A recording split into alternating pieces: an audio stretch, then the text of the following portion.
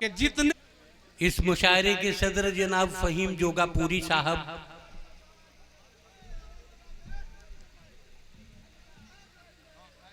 और इस मुशायरे में तमाम शोरा तशरीफ रखते हैं, वो सभी डाइश पे हैं, लेकिन आपके दरमियान जो उथल पुथल मची हुई है, जब तक आप इत्मीनान से बैठ नहीं जाते हैं तब तक मुशायरा चल नहीं सकता। इसलिए आप या तो बैठ जाएं, यहां जहां खड़े हैं वहां खामोशी से खड़े रहें। लेकिन अगर इस तरह से भाग दौड़ मचाए रखेंगे तो इस मुशायरे को चलाना बहुत मुश्किल होगा। मैं जानता हूं कि पहली बार इस दयार में कोई मुशायरा हो रहा है, इसलिए मुशायरे को किस तरह सुना जाता है आप में से बहुत सारे लोग वाकिफ नहीं हैं, और जो लोग वाकिफ हैं हमारे दरमियान इत्मीनान से बैठे हुए हैं।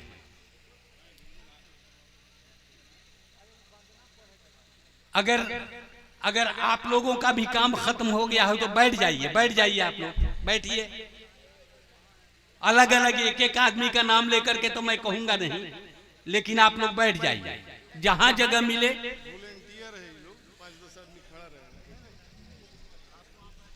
ऐसा है कि आप जो काम मैं कर रहा हूं वो मुझे करने दीजिए।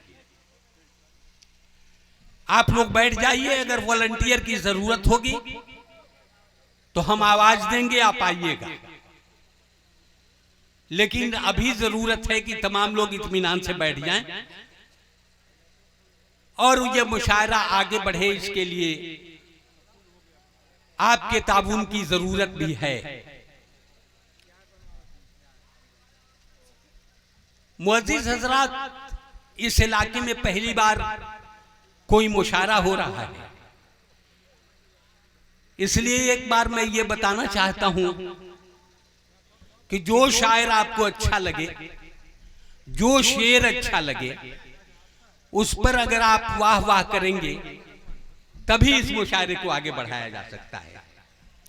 इसलिए कि मुशायरा सिर्फ शोरा को इकट्ठा कर देना ये मुशायरे का काम नहीं है, बल्कि जितने लोग उस मुशायरे में शामिल होते हैं, चाहे वो सामीन की शक्ल में हो या शोरा हजरात हो, सबके ताबून से ही मुशायरे को चलाया जा सकता है। मैं इस मुशायरे के कन्वीनर जनाब अतीक साहब थोड़ी उजलत और बेचैनी में हैं, मैं उनसे गुजारिश करता हूं कि अब आप इत्मीनान से बैठ जाएं। माइक पे मैं खड़ा हूं, सारा इंतजाम हो जाएगा, आप किसी परेशानी में न पड़े। हजरात, मैं ये अर्ज कर रहा था कि इस मुशायरे में हिंदुस्तान के बड़े बड़े शोरा मुशायरों में तशरीफ रखते हैं, लेकिन सिर्फ इसलिए वो कामयाब नहीं हो पाता है कि उसमें जो सुनने वाले होते हैं उनका कोई ताउन नहीं होता है। लेकिन मैं यहां समझता हूं कि यहां जो लोग भी बैठे हुए हैं, मुशायरा सुनने के लिए बैठे हुए हैं और ये तय करके बैठे हुए हैं कि आज की रात मुशायरे के हवाले अपने आप को कर देना है। जनाब फहीम जोगापुरी जो इस मुशायरे की सदारत फरमा रहे हैं, वो एक ऐसे शायर हैं जिन पर सीवान फख्र करता है। यह जिला फहीम जोगापुरी के नाम पर यह महसूस करता है कि हमारे इस इलाके से कुछ शोरा ऐसे निकल के आए जिन लोगों की बदौलत सीवान का नाम रोशन होता है। उसी में एक नाम जनाब फहीम जोगापुरी का है।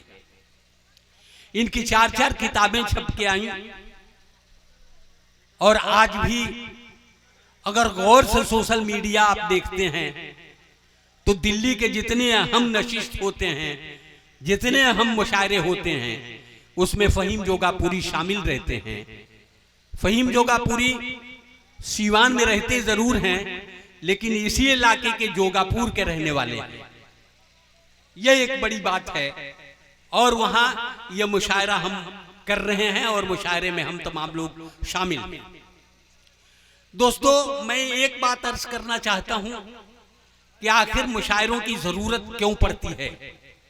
हिंदुस्तान में जहां हम उस चौराहे पर खड़े हैं जहां से 2-3 रास्ते निकलते हैं और हर आदमी यह तय करता है कि हम किसी खास रास्ते के चलने वाले लोग हैं, लेकिन उस चौराहे पर एक आदमी खड़ा यह भी सोचता है, सुनील कुमार तंग जैसे लोग ये भी सोचते हैं कि काश सब रास्ते पर सब लोग चलते।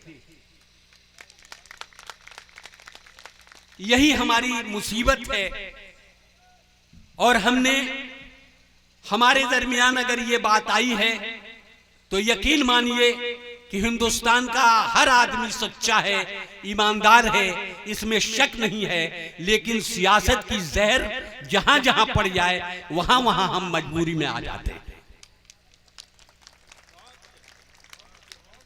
इसलिए दोस्तों, मैं ये चाहता हूं कि आज की रात कौन भाजपाई है, कौन राष्ट्रवादी सोच का रखने वाला है, कौन सेकुलर है, कौन समाजवादी है, कौन राष्ट्रीय जनता दल का है, तमाम लोग अपने चादर को उतार दें और आज की रात सिर्फ मुशायरे और मुशायरे के हवाले अपने आप को कर दें। यह मुशायरा कामयाब हो जाएगा। दोस्तों, बड़े अहम लोग इस स्टेज पर भी बैठे हुए हैं और इस दयार के बड़े अहम लोग यहां मुशायरा भी सुन रहे हैं।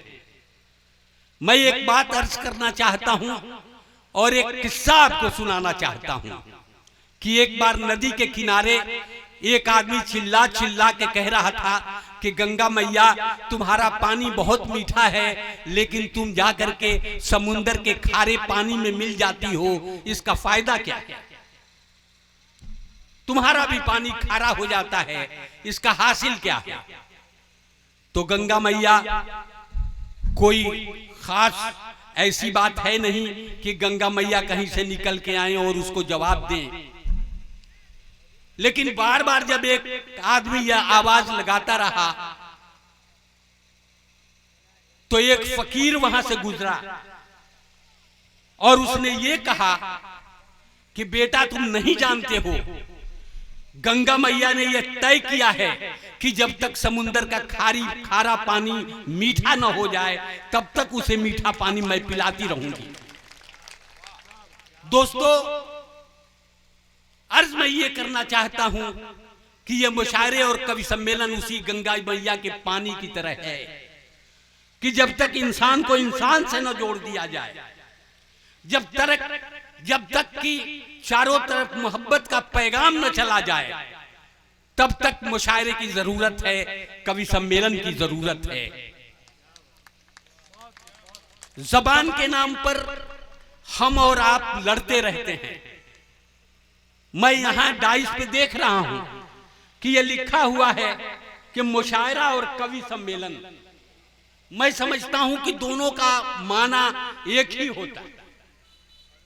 जब हम उर्दू में इसे कहते हैं तो उसे मुशायरा कहते हैं, जब हिंदी में कहते हैं तो उसे कवि सम्मेलन कहते हैं। लेकिन ये दोनों नाम देने की जरूरत क्यों पड़ी? ताकि हम ये महसूस कर सकें कि वो दोनों एक ही को कहते हैं। जबान के नाम पर लड़ाने का काम सियासत करती है और मोहब्बत का पैगाम देने वाले इस डाइस में शायर और कवि होते हैं। दुनिया का कोई ऐसा मंच बचा दीजिए कवि सम्मेलन और मुशायरे को छोड़कर जहां से सच्ची बातें कही जाती हों, खरी खरी बातें कही जाती हों। मैं समझता हूं कि हिंदुस्तान के तमाम स्टेज वाले लोग भाग जाएंगे, सिर्फ एक कवि सम्मेलन और मुशायरा बचेगा जहां से सच्ची बातें कही जाती हैं और वो लोग उसी आहनी दीवार की तरह खड़े रहेंगे। मुझे ये चार मिसरे याद आते हैं कि उसे हिंदी से क्या मतलब। सियासत वाले अगर हों तो सुने कि उसे हिंदी से क्या मतलब, उसे उर्दू से क्या मतलब। वह हिंदी और उर्दू में सियासी भेद करता है। उसे हिंदी से क्या मतलब, उसे उर्दू से क्या मतलब। वह हिंदी और उर्दू में सियासी भेद करता है। और खिलाऊं कैसे बिरयानी मैं हिंदी और उर्दू की, वो जिस थाली में खाता है उसी में छेद करता है।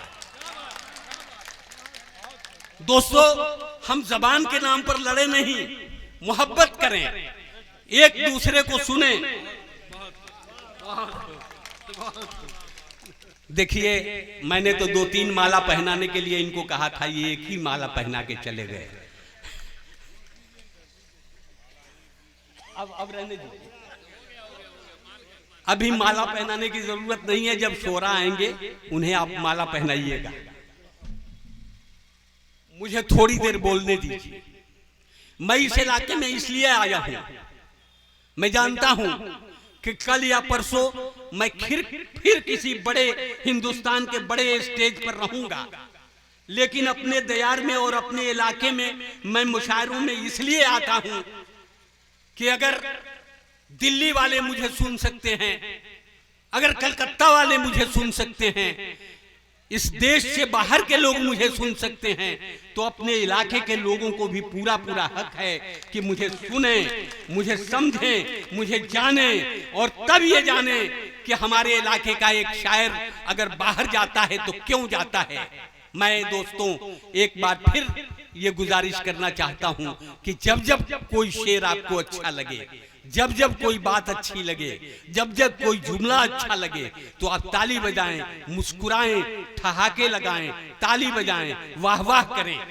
अगर आप ये करते हैं तो इस मुशायरे को कामयाब होने से कोई रोक नहीं सकता। जनाब अतीक साहब हमारे बहुत अच्छे दोस्त हैं। एक रोज गए और जाकर इन्होंने कहा कि तंग भाई, अपने गांव और अपने इलाके में मैंने एक मुशायरा रखा है, वो भी कौमी एकता के नाम पर। मैंने कहा कि बहुत अच्छी बात है, बहुत अच्छी बात है। आज जब कोई चारों तरफ जब नफरत की बात चल रही हो, पूरे मीडिया के लोग नफरत में घुल करके बातें कर रहे हों, उस वक्त अगर आप कौमी एकता के हवाले से कुछ कर रहे हैं तो यह अहम है। आपकी कोशिश छोटी हो सकती है, आपकी कोशिश हल्की हो सकती है, लेकिन मैं एक वाकये से जोड़ता हूं फिर कि एक बार एक जंगल में आग लगी हुई थी। कुछ लोग लोटे और बाल्टी से उस पर पानी देकर उसे बुझा रहे थे।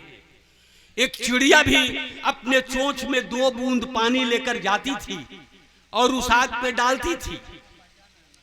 ये काम कौवे से देखा नहीं गया और उसने चिड़िया से पूछा था कि ऐ चिड़िया, तुम्हारे चोंच के 2 बूंद पानी से इतनी बड़ी आग बुझ जाएगी क्या? तो चिड़िया ने जवाब दिया था।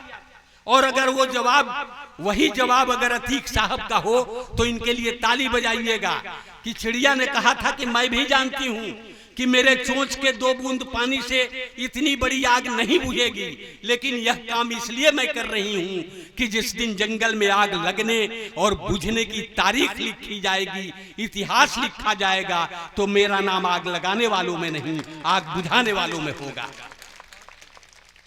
अतीक साहब की वही कोशिश है जो उस चिड़िया ने किया था। अब इनके भरम को कायम रखना आपका काम है। अतीक साहब ने इस साल एक छोटा मुशायरा किया है, तो कल परसों अगले साल आप इन्हें इतना बल दीजिए कि वहां ये हिंदुस्तान का बहुत बड़ा मुशायरा करें। यह सहयोग देना आपका काम है। दोस्तों आइए, बहुत देर तक मुझे नहीं बोलना चाहिए, लेकिन मैं जानता था कि आप उथल पुथल लगा मचाए हुए हैं, इसलिए मैं इतनी देर तक बोल रहा था। ऐसे किसी नाज़िम मुशायरा को बहुत देर तक नहीं बोलना चाहिए। बहुत देर तक बोलना इसलिए नहीं चाहिए कि एक नाज़िम मुशायरा बहुत देर तक बोलते रह गए थे, तो एक आदमी लाठी लेके स्टेज पर आ गया था। बेचारे डर गए और कहने लगे कि कहिए तो मैं बैठ जाता हूं मोहतरम। तो उन्होंने कहा नहीं नहीं, आप रात भर बोलिए, मैं तो उसे ढूंढ रहा हूं जो आपको बुला के लाया है। दोस्तों, मैं समझता हूं कि अतीक साहब बुला के लाए हैं। अगर मेरी बात अच्छी लगे तो आज मेरी तारीफ कर दीजिएगा, मुझे दुआ दे दीजिएगा। अगर मेरी बात अच्छी न लगे तो कल अतीक साहब से मिल लीजिएगा।